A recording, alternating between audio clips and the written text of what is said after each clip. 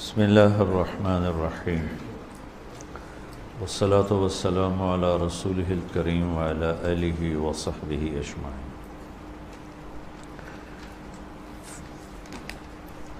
انسانوں کے پاس جو علم ہے، جو وہ 5 سینسر سے، جس کو حواس خمسہ کہتے ہیں، اس سے جو علم انسان حاصل کرتا ہے،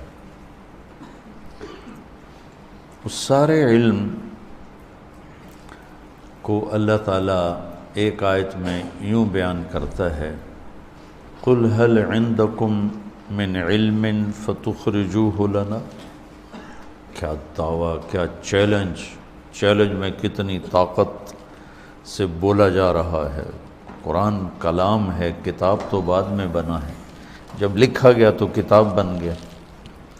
اصل تو یہ اللہ کی ذات سے نکلا ہوا کلام ہے۔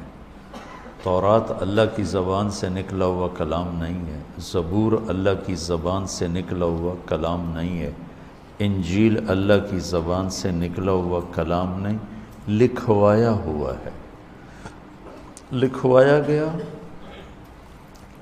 اتار دیا گیا۔ یہ اللہ کی زبان سے نکلا ہوا کلام۔ قُلْ هَلْ عِنْدَكُمْ مِنْ عِلْمٍ، آواز میں ایک گرج ہے، فَتُخْرِجُوهُ لَنَا۔ یہ جو قرآن میں لہجے ہیں نا، لہجے، یہ آپ کو تفسیر والا نہ کوئی بتائے گا، نہ کسی نے آج تک بتائے ہیں، اور نہ یہ پتہ چلتا ہے۔ یہ بدوؤں کی صحبت سے پتہ چلتا۔ میرے جو کئی سال عربوں کے ساتھ تشکیلیں اور عربوں کے ساتھ رائیونڈ میں مستقل سمجھو 80-81 میرا سال لگا، اور 82 میں رائیونڈ چلا گیا، اور 82 سے لے کر 99 تک، یعنی 7 سال ان کے ساتھ دن رات۔ تو اس سے مجھے پتہ چلا کہ لہجہ ایک پوری لغت ہے، لہجہ ایک پوری لغت ہے، کہ خالی لہجے سے آپ الفاظ کا مطلب تبدیل کر دیتے۔ کیا بات ہے، کیا بات ہے، کیا بات ہے، لہجہ ہی بدلا ہے نا۔ تو صرف لہجے بدلنے سے ایک ہی لفظ کے 3 مطلب بن گئے۔ تو قرآن ایک زندہ ہستی کا کلام ہے، تو کہیں طاقت ہے، کہیں لطافت ہے، کہیں جوش ہے، کہیں نرمی ہے، کہیں شدت ہے، کہیں آواز بلند ہے، کہیں معتدل ہے، جیسے بولنے والا بولتا ہے۔ تو یہاں ایک گرج ہے آواز، عَمَّ يَتَسَاءَلُونَ میں ایک تکبر کا انداز ہے۔ الَّذِينَ يَأْكُلُونَ الرِّبَا، یہ سود کھانے والے، کہ میری شکل دیکھ رہے ہو، چہرے پر بیزاری، یہاں یہ بیزاری، یہ سود کھانے والے۔ یہ اگر ٹھیک ہیں تو اللہ کی طرف سے ہیں، چونکہ نہ کہیں سنے، نہ پڑھے، نہ دیکھے۔ ایسے میں نے محسوس کیے، جیسے وہ میں کہتا ہوں ہذہ سبیلی، سنو ہے نا میرا یہ بیان۔ تو اللہ یہاں ایک چیلنج کے انداز میں کہہ رہا، کیا ہے تمہارے پاس، هل عندکم من علم فتخرجوه لنا، کیا ہے تمہارے پاس علم، دکھاؤ ذرا۔ لوگوں نے دکھایا، اللہ تعالیٰ نے کہا ان تتبعون الا الظن وان انتم الا تخرصون، سب بکواس ہے۔ ساری آیت کا ترجمہ سب فضول ہے، سب اندازے ہیں، بے بنیاد ہیں، اور اپنے انسان اور اللہ کے علم میں تقابل کیا کرنا، یہ تو ویسی نادانی والی بات ہے۔ جیسے تبلیغ والے سیدھے سادھے بھائی کہتے ہیں زمین چھوٹی ہے اللہ بڑے ہیں، آسمان چھوٹے ہیں اللہ بڑے ہیں۔ میں نے کہا اللہ بھی ہنستا ہوگا تبلیغ والوں کی باتیں سن کر، لیکن اللہ کو پسند ضرور آتی ہوگی۔ جو اللہ کی بڑائی لوگوں نے بولنا ہی چھوڑ دی ہے، صرف تبلیغ والے ہیں جو اللہ کی بڑائی بول رہے ہیں، جیسے کیسے بھی ہیں بول رہے ہیں اللہ کے فضل سے۔ تو انسان اور اللہ کے علم کا کیا تقابل؟ تو چونکہ انسان اپنے علم سے دھوکہ کھاتا ہے، اپنے آپ کو کچھ سمجھنے لگ جاتا ہے۔ کلا ان الانسان لیطغی ان رآہ استغنی، مال آ جائے، علم آ جائے، ساتھ ہی غفلت آ جاتی۔ تو میرے مالک نے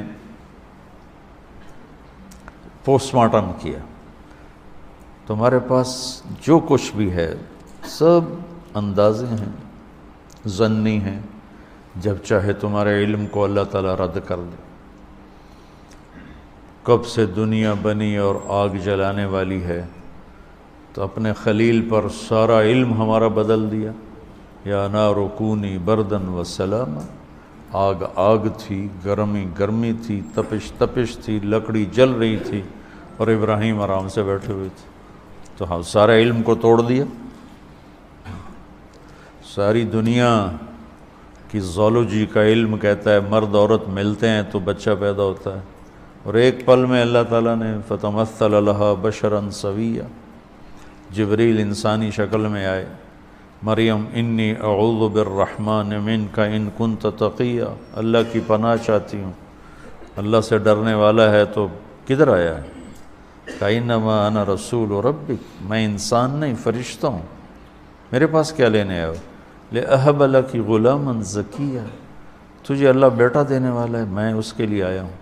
انا یکون لی غلام، پاگل ہو، مجھے بیٹا ہوگا؟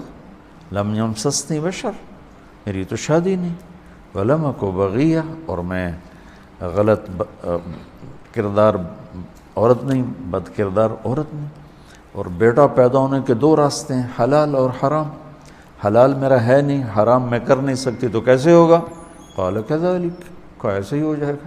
قال ربک هو علی ہین، گلی کوئی نہیں، مسئلہ ہی کوئی نہیں، وَلِنَجْعَلَهُ آیَةً لِلنَّاسِ، وہ ایک نشانی بنے گا۔ وَرَحْمَةً مِنَّا وَكَانَ أَمْرًا مَقْضِيًّا، اور تیرے رب کی رحمت ہوگا، تیرے پیدا ہونے سے پہلے تیرا رب فیصلہ کر چکا تھا، تیرے پیٹ سے بن شادی کے بچہ دے کر۔ تو اب وہ آگے بڑھے، وہ پیچھے ہٹیں، پیچھے ہٹتے ہٹتے دیوار، اس سے آگے تو اب کو راستہ کوئی نہیں۔ تو جبریل آگے بڑھے اور ہاتھ نہیں چھوا، یہاں سے پکڑو، یہاں سے، اور دور سے پھونک ماری۔ پھونک اور بچہ کیا تعلق؟ پھونک سے حمل نہیں ہوا، حمل ٹھہرا، پھر 9 مہینے چلا، پھر پیدا ہوا۔ بنو اسرائیل کی یہ روایات ہیں کہ حمل پہلے نطفہ بنا، پھر سارے پروسیس کے بعد جا کے پیدا ہو۔ قرآن اس کی نفی کرتا ہے، فَحَمَلَتْهُ، فا، فَانْتَبَذَتْ بِهِ مَكَانًا قَصِيًّا، پھر فا، فَأَجَاءَهَا الْمَخَاضُ إِلَى جِذْعِ النَّخْلَةِ، پھر فا آیا ہے۔ فا فا فا بتا رہا ہے کہ یہ ایسے ہو رہا تھا، ایسے ایسے۔ 9 مہینے اپنے حمل کو چھپاتی کیسے؟ لوگوں کی باتوں کو جواب کیسے دیتے؟ منٹوں میں وہ ادھر اور ادھر ہم، اور ادھر بچہ بن گیا، اور درد ذی بھی شروع ہو گیا۔ فَحَمَلَتْهُ فَانْتَبَذَتْ بِهِ فَأَجَاءَهَا الْمَخَاضُ۔ تو دیکھو تینوں جگہ فا کا لفظ آتا ہے جو فوری ہونے پر دلالت کرتا ہے۔ تمہاری ہمارا سارا علم ہی اللہ نے فیل کر دیا۔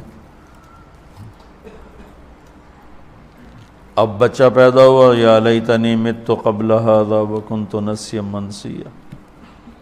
تو اللہ جب چاہے انسانی علم کو زیر و زبر کر دے، اور اللہ کا علم کیا ہے؟ وَتَمَّتْ كَلِمَةُ رَبِّكَ صِدْقًا وَعَدْلًا۔ سبحان اللہ، ایسے ہتھوڑا مارا اللہ تعالیٰ۔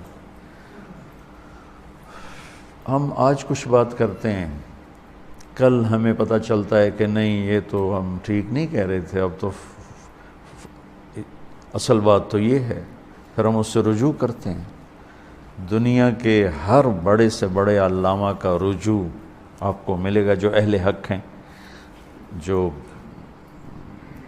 اہل اللہ ہیں، اہل حق ہیں، اپنی غلطی کو تسلیم کرتے ہیں۔ تو آج کچھ ہے، کل کچھ ہے، آج کچھ ہے، کل آج یہ تحقیق ہے، کل یہ تحقیق ہے، آج اس طرح ہے، کل اس طرح، یہ تو سارے علم کی دنیا میں ہوتا رہتا ہے۔ تو میرے رب نے کہا تمت کلمت ربک صدقا وعدلا لا مبدل لکلماتہ، تیرے رب کے بول پورے ہو گئے۔ بول کی، کلام کی خوبصورتی دو چیزوں سے ہے، سچا ہو، سچائی ہو، اور تول کے ہو، نہ یوں ہو نہ یوں ہو، نہ ایسے ہو نہ ایسے ہو، ایسے ہو سیدھا اعتدال والا۔ تو اللہ نے کہا تمت، پورا ہو گیا، کلمت ربک، پھر آگے لا مبدل لکلمات، کوئی نہیں اس کو بدل سکتا، اس قرآن کے زیر زبر کو بھی کوئی نہیں بدل سکتا۔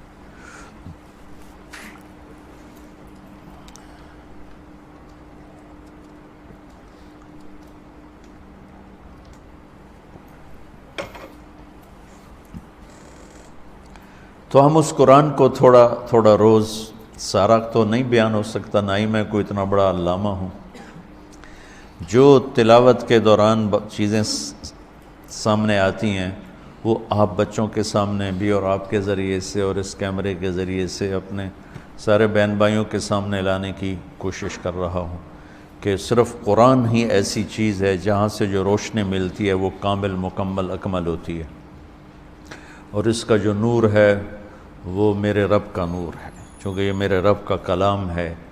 اس پر امام احمد بن حنبل نے کتنے کوڑے کھائے، کتنی مشقتیں برداشت کی۔ تو ہمت کی کمی کی وجہ سے سارے کو تو پھر میں لیتا نہیں، جو چیز میرے آتی ہے ذہن میں، سوچ میں، وہ میں آپ کے سامنے پھر۔ کل میں نے دوسرے پارے سے امت پنے کی بات کی تھی۔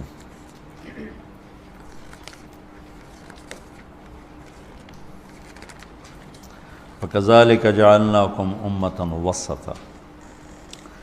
آگے ایک تھوڑی سی بات ہے، اللہ کے نبی کی تمنا تھی کہ قبلہ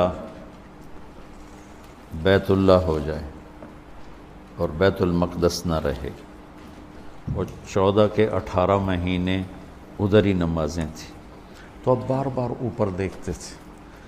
تو اب اللہ نے یہ کہنا تھا کہ ہم نے آپ کا قبلہ پھیر دیا، اتنا ہی کہنا تھا، آپ ادھر منہ فرما لیں۔ قد نرى تقلب وجهك في السماء فول وجهك شطر المسجد الحرام، ہم آپ دیکھ رہے ہیں کہ بار بار آپ کی نظریں اوپر اٹھتی ہیں، تو آپ اپنا چہرہ بیت اللہ کی طرف پھیر دیں۔ تو مطلب پورا ہو گیا نا؟ بولو، کوئی اس میں کمی تو نہیں؟ اب اس میں ایک جملے کا اضافہ ہے جو میں نے نہیں پڑھا، قد نرى تقلب وجهك في السماء فول وجهك شطر المسجد الحرام۔ اگر میں یوں پڑھوں تو کوئی کمی بھی نظر نہیں آتی کہ شاید یہاں کوئی جملہ رہ گیا ہے، ایسا بھی نہیں، مضمون بالکل مکمل ہو رہا ہے۔ ہم آپ کو دیکھتے ہیں، بار بار اوپر نظر اٹھتی ہے، تو آپ اپنا چہرہ ادھر کر لیجیے۔ اس میں ایک جملے کا اضافہ ہے شان رسالت کو بیان کرنے کی، وہ ہے فَلَنُوَلِّيَنَّكَ قِبْلَةً تَرْضَاهَا، ہم ضرور آپ کا رخ ادھر پھیریں گے جس پر کہ آپ راضی ہیں اور خوش ہو جائیں۔ بچوں، جس کا خالق اسے خوش کرنے کی کوشش کر رہا ہو، تو ہم امت اسے ناراض کریں تو کتنا بڑا ظلم ہوگا۔ وہ رب خالق ہو کر کہہ رہا ہے کہ میں نے آپ کو راضی کرنا ہے، وَلَسَوْفَ يُعْطِيكَ رَبُّكَ فَتَرْضَىٰ، اور یہاں کہہ رہا ہے کہ فَلَنُوَلِّيَنَّكَ قِبْلَةً تَرْضَاهَا، ہم آپ کا چہرہ پھیر دیں گے ادھر جدھر آپ خوش ہو جائیں گے۔ تو امت کو تو زیادہ ضروری تھا کہ وہ اپنے محبوب کو راضی کرتی، پر ہم نے سارے انداز ہی آپ کے خلاف اپنا لیا۔ تو اس آیت میں شان رسالت بہت عظمت کے ساتھ سامنے آتی ہے کہ اللہ تعالیٰ خالق ہو کر، مالک ہو کر، معبود ہو کر سبحان الذی اسرا بعبدہ، اللہ کہہ رہا ہے، بخلیلہ، برسولہ، بنبیہ، بحبیبہ، کوئی لفظ نہیں استعمال، بعبدہ، بڑی اونچی پرواز پہ لے جا رہے ہیں، تو اللہ تعالیٰ لفظ تواضع کا لا رہے ہیں کہ یہ میرا بندہ ہے، میرا غلام ہے، میں اس کا آقا ہوں۔ بلندیوں کا راستہ پستی سے طے ہوتا ہے، اوپر چڑھنا ہو تو جھک کے چلتے ہیں، اکڑ کے نہیں چلتے۔ ہاں جی، آکڑ کے ٹورو تو پیچھا ہی ڈھانا ہے کہ میں اتنے جا رہے ہیں اور نال ہی پیچھا جاوے گا، وہ یوں جانا پڑتا ہے، یوں جو این جاوے تو پیچھا ہی جاوے گا پھر۔ تو اس میں شان رسالت بہت خوبصورت بیان ہوئی ہے۔ اللہ کرے ہمیں اللہ اپنے محبوب کا عشق نصیب فرمائے۔ اور ہمارے ہاں عشق رسول کے عجیب عجیب انداز ہیں، چونکہ علم و باج کرے فقیری، کافر مرے دیوانہ ہو سلطان باہو، سہ سہ وریاں کرے عبادت کولو، اللہ تو رہے بیگانہ ہو۔ تو وہ کہتے ہیں کہ علم کے بغیر فقیری کرنے والا وہ تو کافر دیوانہ ہو کے مرے گا۔ تو میرے نبی وضو فرما رہے تھے اور صحابہ پانی نیچے سے لے رہے تھے، زمین پہ نہیں گرنے دے رہے تھے، وہ کوئی سینے پہ مل رہا ہے، کوئی پی رہا ہے، کوئی منہ۔ ہم نے فرمایا ما یحملکم علی ھذا، کہ آپ لوگ ایسا کیوں کر رہے ہو؟ تو انہوں نے کہا جو حبا للہ ورسولہ، اللہ اس کے رسول کی محبت میں کر رہے ہیں۔ تو آپ نے فرمایا میں بتاتا ہوں محبت کیا ہے، اب اللہ کے نبی کی سن لو کہ محبت کہتے کسی ہیں، کون ہے محبت کرنے والا؟ آپ نے فرمایا من سرہ ان یحب اللہ ورسولہ ویحبہ اللہ ورسولہ، اگر تم اپنی محبت کو پاس کرانا چاہتے ہو اللہ اور اللہ کے رسول کے دربار میں، اور یہ چاہتے ہو کہ اللہ اس کا رسول بھی تم سے پیار کریں اور تمہاری محبت بھی وہاں قبول ہو جائے، تو پھر کیا کرنا ہوگا؟ کہ فَلْيَصْدُقِ الْحَدِيثَ إِذَا حَدَّثَ، ہمیشہ سچ بولنا ہوگا، جھوٹ نہیں بولنا، سچ بولنا ہوگا، جھوٹ نہیں بولنا، سچ بولنا ہوگا، جھوٹ نہیں۔ عشق رسول کی نشانی کیا ہے؟ سچائی، اور کہنے والے کون ہیں؟ خود میرے نبی۔ فَلْيُؤَدِّ الْأَمَانَةَ إِذَا تُؤْمِنَ، دوسری نشانی کیا ہے عشق رسول کی؟ کہ وہ کسی کو دھوکہ نہیں دے گا، کسی کو دھوکہ نہیں دے گا، کسی کو دھوکہ نہیں دے گا۔ دیکھو ہماری ساری تجارت دھوکے بازی بن گئی، پوری تجارت، پورے ہمارے دفاتر فراڈ اور دھوکے سے بھرے پڑے۔ تو عشق رسول تو میرے نبی نے جو پیمانہ بتایا ہے اس پر تو کوئی نظر ہی نہیں آ رہا۔ دوسری نشانی ارشاد فرمائی دھوکہ نہیں دے گا، امانت میں خیانت نہیں کرے گا، اور تیسری نشانی بتائی فَلْيُحْسِنْ جِوَارَ مَنْ جَاوَرَهُ، کہ وہ اپنے پڑوسی کے ساتھ اچھا سلوک کرے گا چاہے پڑوسی کیسا ہی کیوں نہ ہو۔ یہ نہیں کہا کہ نیک پڑوسی، مسلمان پڑوسی۔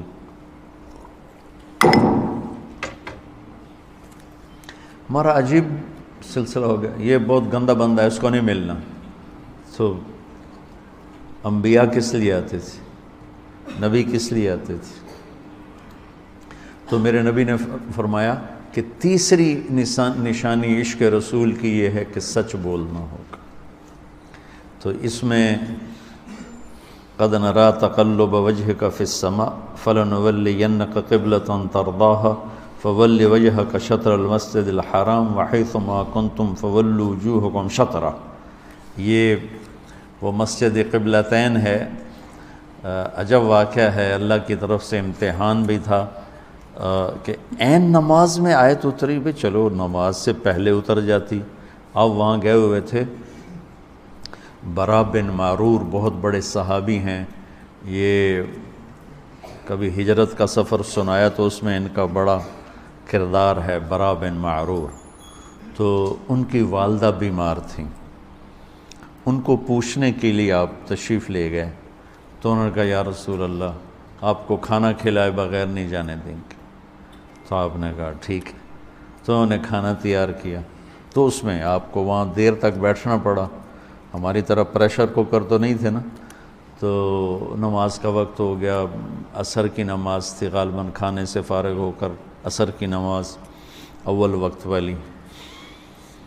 تو دوسری رکعت اتحیات میں آپ تھے تو یہ آیت اتری۔ جب آپ تیسری رکعت کے لیے کھڑے ہو رہے تھے اس وقت یہ آیت اتری۔ اللہ اس کے رسول دونوں کیا چاہتے ہیں یہ وہ اللہ جانے، اللہ کا رسول جانے۔ بھئی صرف 5 منٹ پہلے آ جاتی یہ آیت تو سارے اہتمام سے ادھر منہ کر لیتے، یا چلو 15 منٹ بعد آتی یہ آیت تو مغرب کی نماز میں سارے بیک وقت ہو جاتے، آپ ادھر منہ کر کے نماز پڑھا رہے ہیں۔ اور تیسری رکعت میں کھڑے ہوئے تو ایک دم مڑے اور مجمع کو چیرتے ہوئے نمازیوں میں افراتفری مچ گئی، یہ کیا ہوگا، یہ کیا ہوگا۔ تو آپ ادھر والی دیوار کے ساتھ جا کے کھڑے ہو گئے۔ اور صحابہ کے بھی ایمان کا امتحان تھا کہ کتنا نبی کی بات پہ لبے، سب نے یوں منہ موڑا ایک دم، کسی نے نماز نہیں توڑی۔ یہ کیا ہوا، یہ کیا ہوا، ورنہ ایسے موقع پر آدمی نماز توڑ دے، کیا ہوا، ایک دم سب ایسے ہوئے۔ اور آپ کے پیچھے باقی 2 رکعت نماز ادا کی، اس کو مسجد قبلتین کہتے ہیں، جو اب بھی موجود ہے۔ اب حکومت نے بہت خوبصورت بنا دی ہے، بہت بڑی بنا دی۔ تو اللہ کے نبی کو اتنی جلدی تھی کہ آپ نے باقی 2 رکعت میں انتظار نہیں کیا کہ چلو یہ تو بھی ادھر ہی پڑھا دوں اور مغرب کی وہاں سے شروع کروں گا، فوراً۔ اس سے ایک یہ بات نکلتی ہے کہ جب اللہ کا امر آئے تو اپنی سستی کی وجہ سے اس میں دیر نہیں کرنی چاہیے۔